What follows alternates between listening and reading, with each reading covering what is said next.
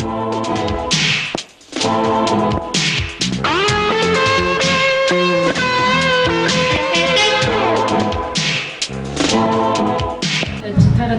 ಆಳಿದವರಲ್ಲಿ ಸಾಕಷ್ಟು ನಟಿಮಣಿಯರಿದ್ದಾರೆ. ಅದರಲ್ಲಿ ಡಾಕ್ಟರ್ ಲೀಲಾವತಿ ಕೂಡ ಒಬ್ಬರು.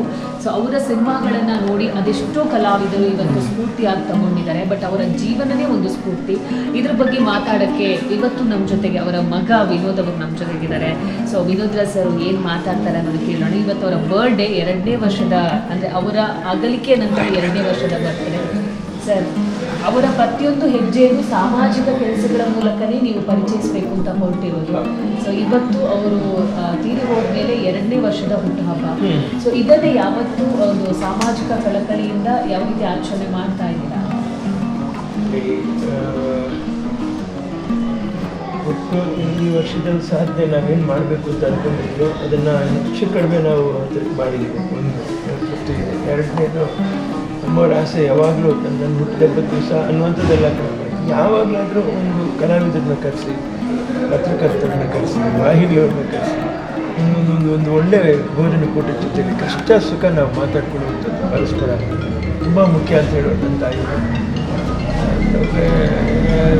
ಲಾಟ್ ಕುಡ್ ಹ್ಯಾಪನ್ ಅವರ ಕಪ್ ಆಫ್ ಕಾಫಿ ನಂತರ ಅಮ್ಮವ್ರಿಗೆ ಅದು ನ್ಯಾಚುರಲ್ ಆಗೇ ಬಂದಿರೋದು. ಸರ್, ಇವತ್ತಿನ ಅವರ ಒಂದು ಹುಟ್ಟುಹಬ್ಬವನ್ನು ಯಾವ ಥರ ಸೆಲೆಬ್ರೇಟ್ ಮಾಡಬೇಕು, ಅಥವಾ ನೀವು ಸೆಲೆಬ್ರೇಷನ್ ಮಾಡ್ತಾ ಇಲ್ಲ, ಒಂದಿಷ್ಟು ಜನಕ್ಕೆ ಅದು ಹೆಲ್ಪ್ ಆಗೋ ರೀತಿಯಲ್ಲಿ ಮಾಡ್ತಿದ್ದೀರಾ? ಸೊ ಯಾವೆಲ್ಲ ಕಾರ್ಯಕ್ರಮಗಳನ್ನು ಕಲಾವಿದರಿಗೆ ಒಂದು 12-13 ಜನ ಕಲಾವಿದರಿಗೆ ಸನ್ಮಾನ ಮಾಡ್ತಾರೆ. ಎಷ್ಟು ಪ್ರಿಪೇರ್ ಮಾಡಿ ಕನಗಲ್ ರಾಮನ್ ಅವರು, ಆಮೇಲೆ ಗಣೇಶ್ ಮೂವೀಸ್ ಭಟ್ರು, ಆಮೇಲೆ ಡೈರೆಕ್ಟರ್ ಶ್ರೀರಾಮ್ ಮಕ್ಕಳು. ಯಾಕೆ ಹೇಳ್ತಾ ಇದ್ದೀನಿ ಈ ಮಾತುಗಳನ್ನ ಅಂತ ಹೇಳಿದ್ರೆ, ಮುಂದಿನ ತಲೆಮಾರಿನ ಕಲಾವಿದರು, ನಾನು ಯಾಕೆ ಮತ್ತೆ ತಿರುಗಿ ಹೇಳ್ತೀನಿ ಈ ಮಾತನ್ನ ಅಂದರೆ, ನೋಡಿ, ಉದಯ್ ಕುಮಾರ್, ಕಲ್ಯಾಣ್ ಕುಮಾರ್, ನರಸಿಂಹರಾಜು, ಬಾಲಣ್ಣವರು, ಆಮೇಲೆ ಪಂಡ್ರಿಬಾಯಿ, ಆಮೇಲೆ ಇದ್ದಾರೆ ಆದಿವಾಳ ಲಕ್ಷ್ಮೀದೇವಿಯವರು, ಆಮೇಲೆ ಕಾಮಿಡಿ ಲಕ್ಷ್ಮೀದೇವಿಯವರು, ಎಷ್ಟು ಸಿನಿಮಾಗಳು ಮಾಡಿದ್ದಾರೆ. ಅವಾಗ ತಮಿಳಿನಲ್ಲಿ ಮನೋರಮ, ರಾಚಿಯಮ್ಮ, ಹಾಗೆ ಕಾಮಿಡಿ ಲಕ್ಷ್ಮೀದೇವಿಯವರು ಕೂಡ ನೂರಾರು ಸಿನಿಮಾಗಳ ಮೇಲೆ ಸುಮಾರು ಸಿನಿಮಾ. ಇವತ್ತು ನಾವು ಬೇಕು ಅಂದರೆ ಹುಳ್ಳಿ ಜಯಮ್ಮ ಅವರು ನಮ್ಮ ಜೊತೆಗಿಲ್ಲ. ಹಾಗಾಗಿ ಹಳೆ ಕಲಾವಿದರಿಗೆ ಯಾರಿದ್ದಾರೋ ಎಲ್ಲರೂ ಒಂದು ಸನ್ಮಾನ ಮಾಡಬೇಕು ಅನ್ನುವಂಥದ್ದು ಒಂದು. ಇನ್ನೊಂದು, ಅಶ್ವಥ್ ಅವ್ರನ್ನ ನೀವು ಯೋಚನೆ ಮಾಡಿ, ಸಂಪತ್ ಅವ್ರನ್ನ ನೀವು ಯೋಚನೆ ಮಾಡಿ, ಸುಮಾರು ಜನ ನೀವು ಯಾರು ಅಲ್ಲಿ ಪೋಷಕ ಪಾತ್ರನ ನಿರ್ವಹಿಸಲಿಲ್ಲ ಅಂತ ಮುಖ್ಯ ಪಾತ್ರಕ್ಕೇ ಕಡೆ ಇರ್ತಾ ಇದ್ದೀವಿ. ಪ್ರತಿ ಆಹಾರಕ್ಕೆ ಮಧ್ಯೆ 3 ಅವರ್ 4 ಅವರ್ ಆ ಒಂದು ವಿರಾಮ ಇರುತ್ತೆ. ಆ ವಿರಾಮನೇ ನಿಮಗೆ ಪೋಷಕ ಪಾತ್ರ. ಅಂದರೆ ಯಾವಾಗಲೂ ನಾವು ಊಟ ಮಾಡೋಕ್ಕಾಗಲ್ಲ ಅಂದರೆ ಅದಕ್ಕೊಂದು ಗ್ಯಾಪ್ ಬೇಕು. ಹಾಗೆ ಯಾವಾಗಲೂ ನಾವು ಸರಿ ಹೀರೋಯಿನ್ ಸಿನಿಮಾ ತೋರಿಸಿದಾಗಲ್ಲ ಎಲ್ಲರೂ ಇರ್ತಾರೆ. ನಾನು ಮತ್ತೊಂದು ಸರಿ ಚಿತ್ರರಂಗದಲ್ಲಿ ನಾನು ಯಾಕೆ ಮಾತಾಡ್ತೀನಿ ಪಾತ್ರ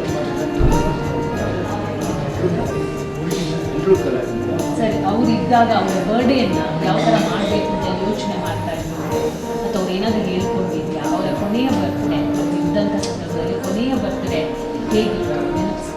ತುಂಬ ಇಷ್ಟ ಅವ್ರಿಗೆ. ಏನಂದರೆ ಕೊನೆಯ ಬರ್ತ್ಡೇ ಕಲಾವಿದರ ಜೊತೆಲಿ ಬರ್ತ್ಡೇ ಆಗಬೇಕು, ಅಭಿಮಾನಿಗಳ ಜೊತೆಲಿ ಬರ್ತ್ಡೇ ಆಗಬೇಕು. ಕಲಾವಿದರು ಇದ್ದಿರುವಂಥ ಅದು ಬರ್ತ್ಡೇ ಏನು ಅವರೆಲ್ಲ ಇದ್ರೇ ಸಂಭ್ರಮ.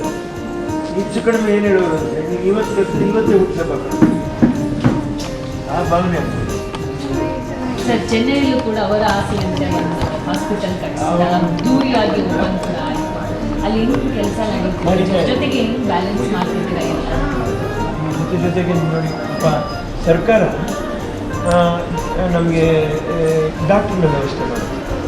ನಾವು ಡಾಕ್ಟ್ರನ್ನ ಸೃಷ್ಟಿ ಮಾಡಿ ವ್ಯವಸ್ಥೆ ಮಾಡೋದು ಕಷ್ಟ ಆಗುತ್ತೆ. ಸೊ ಆಮೇಲೆ ಅಷ್ಟು ಮಾಡ್ತಾರೆ ಅಂದಾಗ ನಾವು ಇನ್ಫ್ರಾಸ್ಟ್ರಕ್ಚರ್ ಕಟ್ಕೊಳ್ತೀವಿ. ಫ್ರಿಡ್ಜ್ ಆಗಲಿ, ಮತ್ತೊಂದಾಗಲಿ, ಮದ್ದಲಾಗಲಿ, ಸ್ಪೀಡ್ ಆಗಲಿ. ಏನು ಮಾತಾಡಿದ್ರೆ ಯಾವ ಮಾತಿಂದ ಇನ್ನೊಬ್ರಿಗೆ ನೋವಾಗುತ್ತೆ ಅಂತ ನಾವು ಯೋಚನೆ ಮಾಡಲೇಬೇಕಾಗುತ್ತೆ. ಮತ್ತು ನನ್ನ ತಾಯಿಯವ್ರನ್ನೇ ನಾನು ಅದರಲ್ಲಿ ಹೇಳೋಕ್ಕೆ ಇಷ್ಟಪಡ್ತೀನಿ. ಯಾವುದೇ ಸಂದರ್ಶನಗಳು ಕೂಡ ಒಬ್ರಿಗೆ ನೋವಾಗುವಂಥ ಮಾತುಗಳನ್ನ ನಾವು ಆಡುವಂಥದ್ದು ಕಡಿಮೆ ಮಾಡಿಕೊಂಡು ನಾವು ಒಗ್ಗಟ್ಟಾಗುವಂಥ ಮಾತು ಮಾತ್ರ ನಾವು ಹೆಚ್ಚಿಗೆ ಮಾಡ್ಕೊಂಡು ಹೋಗ್ಬೇಕಾಗುತ್ತೆ.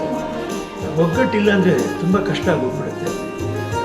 ಫ್ಯಾನ್ ವಾರ್ ಸ್ಟಾರ್ಟ್ ಏನೂ ಇಲ್ಲ, ನಾವೆಲ್ಲ ಚೆನ್ನಾಗಿದ್ದೀವಿ ಅಂತ ಒಂದೊಂದು ಮಾತು ನಮ್ಮ ಬಾಯಿಗಳಲ್ಲಿ ಬಂದುಬಿಟ್ರೆ ಅದಷ್ಟೇ ಚೆನ್ನಾಗಿರುತ್ತೆ. ಅದಕ್ಕೆ ಹೇಳ್ತಾ ಇರೋದು, ಈ ಅಟ್ಟಿದ ಮೇಲೆ ಒಲೆ ಉರಿತು, ಕೆಟ್ಟ ಮೇಲೆ ಬುದ್ಧಿ ಬಂತು ಅನ್ನೋ ಥರ ಆಗಬಾರ್ದು.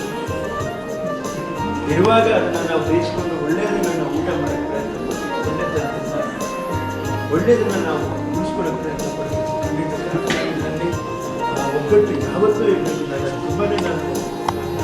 ಯಾವಾಗಲೂ ನಾನೇನೋ ಸಿನಿಮಾ ಮಾಡ್ತೀನಿ ಅಥವಾ ನಾನು ಒಳ್ಳೆಯ ಹೆಸರು ಬರಬೇಕು, ಹಾಗಾಗಬೇಕು, ಹೀಗಾಗಬೇಕು ಅಂತ ಆ ಮನೋಭಾವನೆಯಲ್ಲಿ ಖಂಡಿತ ನಾನು ಯಾವತ್ತೂ ಮಾಡ್ಕೊಳ್ತಿಲ್ಲ, ಅಥವಾ ದುರಹಂಕಾರನೂ ನನಗಿಲ್ಲ. ಈ ರೀತಿ ವೈಬನ್ಸಿಂದ ಎಲ್ಲೋ ಚಿತ್ರದುರ್ಗಕ್ಕೆ ಒಂದು ಕೆಟ್ಟ ಹೆಸರು ಬರ್ತದೆ. ಹೌದು, ನಾನು ಅದು ಕನ್ನಡ ಚಿತ್ರರಂಗ ಜಾಸ್ತಿ ಆಗ್ತಾ ಇದೆ, ಅದು ಆಗಬಾರ್ದು. ನಾನು ಅದನ್ನೇ ಕೇಳ್ಕೊತಾ ಇದ್ದೀನಿ. ದಯವಿಟ್ಟು ಎಲ್ಲರೂ ಪ್ರೀತಿಯಿಂದ ವರ್ತಿಸಿ, ಪ್ರೀತಿಯಿಂದ ನಾನು ಹೇಳ್ತಾ ಇದ್ದೀನಿ, ಅಭಿಮಾನಿಗಳಿಗೆ ಮುಗ್ಧರು ನಾವೇನು ಹೇಳ್ತೀವೋ ಅದನ್ನ ಕೇಳ್ತೀವಿ. ಅದು ಅದಕ್ಕೆ ನಾವು ಮಾತಾಡೋ ಮಾತನ್ನ ತುಂಬ ಎಚ್ಚರಿಕೆಯಿಂದ ಮಾತಾಡೋದು ತುಂಬ ಚೆನ್ನಾಗಿರ್ತದೆ. ಅಷ್ಟೇ, ತಲೆನೇ ಕೆಡಿಸ್ಕೊಬಾರ್ದು. ಏನಿಲ್ಲಿ ನಾವು ಬೆಳೆಸ್ಕೊಂಡು ಹೋಗ್ತೀವಿ, ಏನು ಬೆಳೆಸ್ಕೊಂಡು ಹೋಗೋದಿಲ್ಲ. ಒಳ್ಳೆಯವರು ಕೆಟ್ಟವರು ಅನ್ನೋದು ಎರಡು ವಿಷಯ ಬಿಟ್ಟರೆ ನಾವು ಮಾಡಿದ್ದು ಏನಾದರೂ ಇದ್ದರೆ ಅದೊಂದು ಸ್ವಲ್ಪ ನೆನೆಸ್ಕೊತಾರೆ ಜನ, ಅಷ್ಟೇ. ಅದು ಇಲ್ಲ ಅಂದಮೇಲೆ ಹೋದ್ಮೇಲೆ ಒಂದೊಂದನ್ನು ಮರ್ತೇ ಹೋಗ್ಬಿಡ್ತಾರೆ. ಮಹಾತ್ಮ ಗಾಂಧಿಯವರು ಇವತ್ತು ನಮ್ಮ ಹಣಕಾಸಿನ ಮೇಲೆ ಅವರ ಒಂದು ಭಾವಚಿತ್ರ ಕಾಣಿಸ್ತೀವಿ ನಮಗೆ. ಕಾರಣ ಯಾಕಂದರೆ ಇವತ್ತು ಸ್ವಾತಂತ್ರ್ಯವಾಗಿ ನಮ್ಮ ಹಣನ ನಾವು ಇಟ್ಕೊಂಡು ನೆಮ್ಮದಿಯಾಗಿ ಖರ್ಚು ಮಾಡ್ಕೊಂಡು ನಾವು ಬಾಳ್ತಾ ಇರೋದಕ್ಕೆ ಮುಖ್ಯವಾದ ಕಾರಣ ಸ್ವಾತಂತ್ರ್ಯ ತಗೊಂಡಿರುವಂಥ ಪಿತಾಮಹ ಮಹಾತ್ಮ ಗಾಂಧಿಯವರು. ಸೊ ನಾವು ಅದನ್ನು ನೆನೆಸ್ಕೊಳ್ಳೋಣ, ಆ ವರ್ತನ ನೆನೆಸ್ಕೊಳ್ಳೋಣ, ಅವರ ಒಂದು ಇದನ್ನು ನೆನೆಸ್ಕೊಳ್ಳೋಣ, ಆ ವರ್ಚಸ್ನ ನಾವು ಬೆಳೆಸ್ಕೊಂಡು ಬರೋಣ. ಎಲ್ಲೋ ಒಂದು ಕಡೆ ಕಲಾವಿದರೆ ಅಭಿಮಾನಿಗಳನ್ನ ಹಾದಿ ತಪ್ಪಿಸ್ತಿದ್ದಾರಾ ಅಂತ ಸರ್? ಅದು ಆಗಬಾರ್ದು ಅಂತ ನಾನು ಹೇಳ್ತೇನೆ. ಹಾಗಾಗ್ದಿರ ನೋಡ್ಕೊಳ್ಳಿ, ನಿಮಗೆ ಎಲ್ಲರಿಗೂ ತಿಳುವಳಿಕಿಸ್ತೀವಿ ನೀವು. ನಾವು ನಿಮ್ಮಷ್ಟು ಕೂಡ ನನಗೆ ದೇವರಾಣೆಗಳು ನೋಡಿರಿ. ನನಗೆ ಆ ಫೇಸ್ಬುಕ್ಕು ಗೊತ್ತಾಗಲ್ಲ, ವಾಟ್ಸಪ್ಪು ಗೊತ್ತಾಗಲ್ಲ, ಕಡಿಮೆ ನಾನೇನು ಮಾಡೋದು. ಇನ್ಸ್ಟಾಗ್ರಾಮ್ ಅಂತ ಅರಿವೇ ಇಲ್ಲ ನನಗೆಲ್ಲ. ನಂತರ ಬ್ಯಾಂಕ್ ಡೆಬಿಟ್ ಕಾರ್ಡ್ ಕ್ರೆಡಿಟ್ ಕಾರ್ಡ್ಗಳೊಂದು ಇಷ್ಟಿದೆ, ಒಂದೂ ಉಪಯೋಗಿಸಲ್ಲ.